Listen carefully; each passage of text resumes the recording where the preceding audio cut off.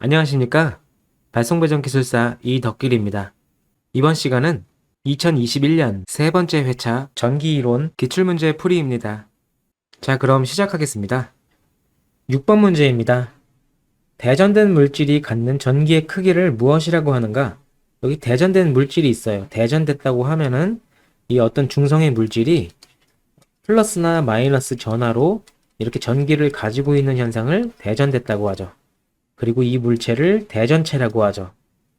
이 대전된 물질의 전기적 크기는 이렇게 대전이 이렇게 많이 될수록 더 전기가 강하죠.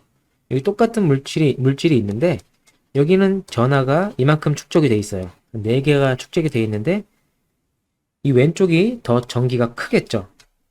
그러면은 대전된 물질이 갖고 있는 전기의 크기는 이 전하에 따라서 전기의 크기가 세지겠죠. 정답은 4번입니다.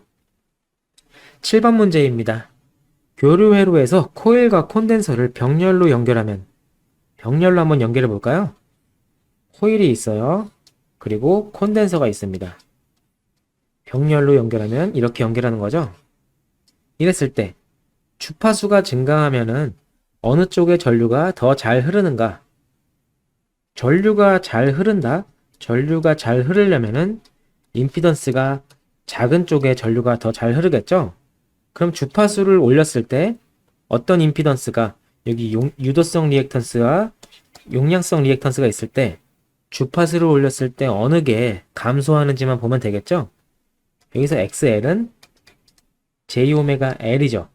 여기서 오메가는 2파이 F, 오메가는 2파이 F죠? 거기다가 L을 곱해주고요. 그리고 XC, 용량성 리액턴스는 JωC C분의 1입니다. 그래서 오메가는 역시 2파이 F니까 2파이 F C분의 1이죠. 여기서 이제 주파수를 1부터 100까지, 주파수 F를 1부터 100까지 한번 증가시켜 보겠습니다. 주파수 1일 때입니다. 1일 때는 J 2파이 F는 1이죠. 1L이죠. 그리고 100Hz입니다. 그러면 2파이 곱하기 10 곱하기 L입니다. 주파수가 증가할수록 더 증가하죠. 그래서 주파수가 증가할수록 유도성 리액턴스는 커지죠. 자, 용량성 리액턴스 보겠습니다. 주파수를 1Hz로 해보겠습니다. J 2파이 곱하기 1Hz 곱하기 C분의 1입니다.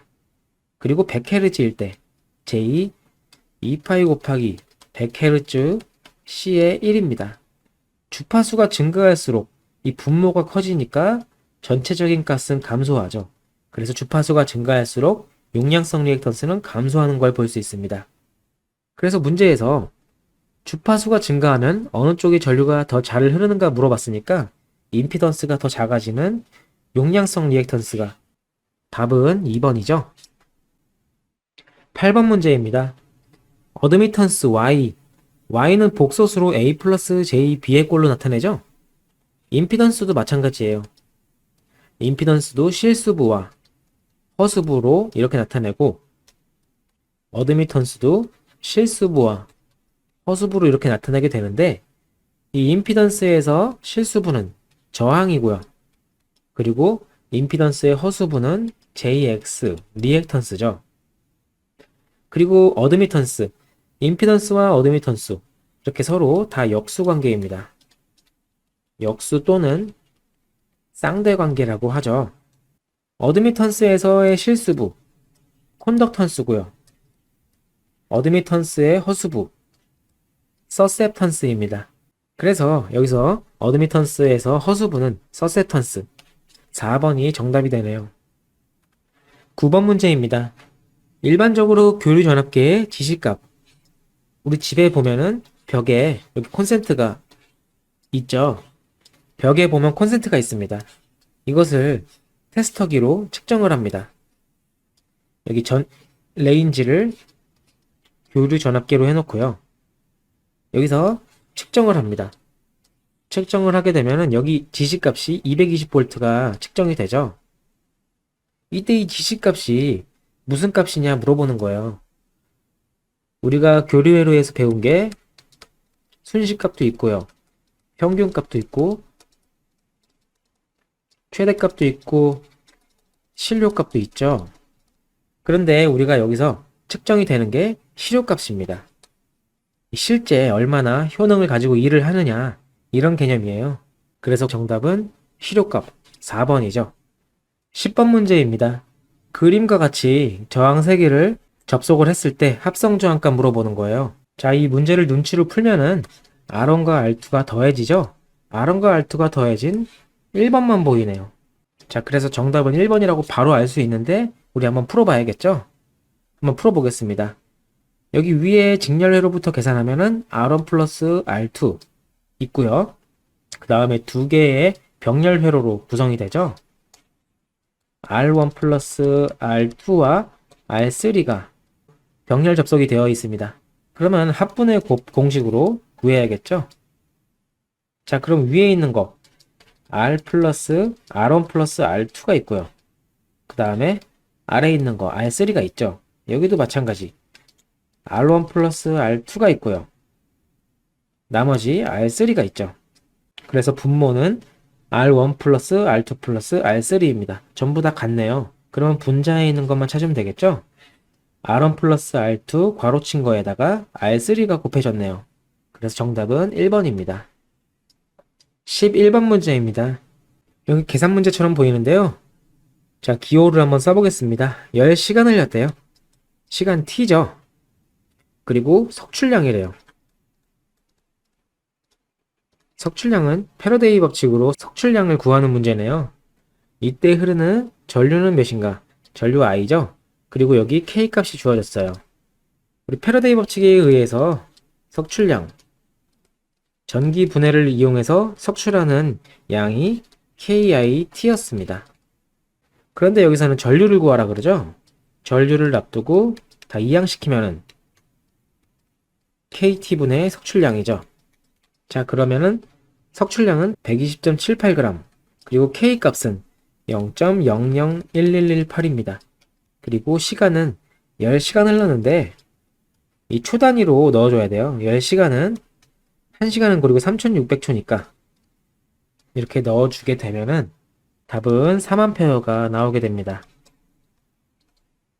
그래서 정답 3번입니다.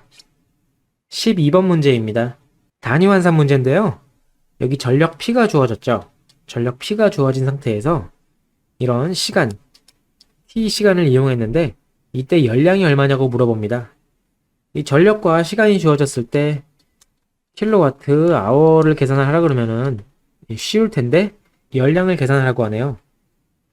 이때는 전부 이 단위 환산할 때는 기본 단위로 바꿔주는 게 좋아요. 기본 단위라고 하면 이 킬로와트를 와트로, 그리고 시간, 여기는 시간으로 나와 있죠. 이것을 세크로 바꿔주는 게 단위 환산할 땐 좋습니다. 그래서 1킬로와트는 1000와트죠. 그리고 2분의 1 시간 30분이죠. 30분은 1800초입니다. 이때 열량을 물어보는데 열량 H는 이 전력량 W에다가 0.24를 곱해줘야 되는데요. 이 전력량은 단위가 와트세크, 줄 단위를 넣어줘야 돼요. 여기서 그냥 계산하게 되면은 킬로와트 아워가 되죠. 그러면 단위 환산이 안 되기 때문에 와트세크로 바꿔주는 겁니다. 그래서 계산을 하게 되면은 0.24에 곱하기 1000와트죠. 곱하기 1800을 해주게 되면은 43만 2000 칼로리가 나와요. 이때 답은 킬로칼로리를 구하라 그랬으니까 공세기를 지우면은 432 킬로칼로리, 여기 430 킬로칼로리, 정답 1번입니다. 13번 문제입니다. 최대값 IM이 10A로 주어졌어요.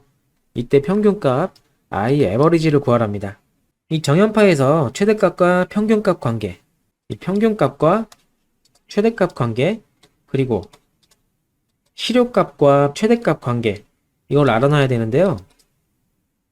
이 평균값은 최대값에다가 파이분의 2를 곱해준 값이고요. 실효값은 최대값에다가 루트 2로 나눠준 값이에요. 그래서 평균값은 0.637을 곱해준 값이고요. 실효값은 0.707을 곱해준 값입니다. 그래서 10A에 0.637을 곱해준 6.37, 정답은 4번입니다. 이번 시간은 여기서 마치겠습니다. 감사합니다.